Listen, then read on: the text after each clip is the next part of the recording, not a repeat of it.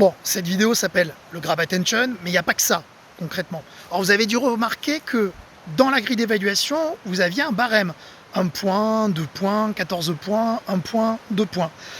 Le Grab Attention rentre dans la première partie, à savoir créer un climat propice avec le jury. À l'intérieur, vous avez la notion qui est liée à votre niveau de langage. Alors quand on dit niveau de langage, qu'est-ce que ça veut dire? Ça veut dire tout simplement, faut avoir un peu de technique, mais il faut quand même que votre jury comprenne de quoi vous parliez. De la même manière, quand on vous parle de Grab Attention, le Grab Attention c'est tout simple.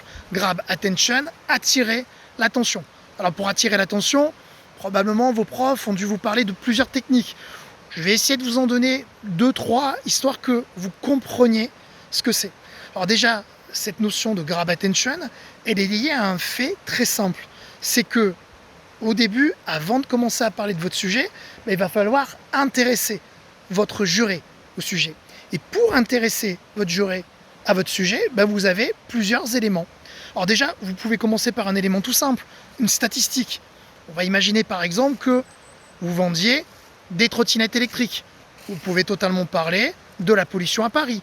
Vous pouvez totalement parler de la vitesse moyenne d'une voiture dans les rues parisiennes, marseillaises, bordelaises, où vous voulez. Vous pouvez également poser une question. Alors bien entendu, quand on dit poser une question, c'est poser une question rhétorique. Le nombre d'étudiants qui nous posent une question à laquelle on n'est pas capable de répondre, ça ne sert absolument à rien. L'idée également, vous pouvez donner un chiffre. Mais ce chiffre, c'est très très bien. Mais si le chiffre n'a aucune, et je dis bien aucune occurrence pour nous, ça ne sert absolument à rien. Donc trouvez quelque chose qui puisse nous donner envie d'aller plus loin. Il y a également un élément assez intéressant, vous pouvez utiliser une citation. Alors pareil, des citations, vous allez sur internet, mon ami Google, et à partir de là, vous essayez de trouver des citations qui collent à votre sujet. Mais là encore, c'est vous qui choisissez.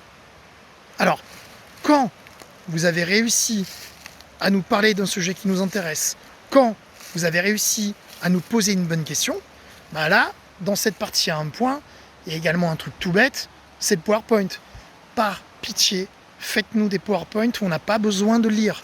Si on a besoin de lire ce que vous êtes en train d'écrire, ça veut dire que vous n'avez pas besoin d'être là.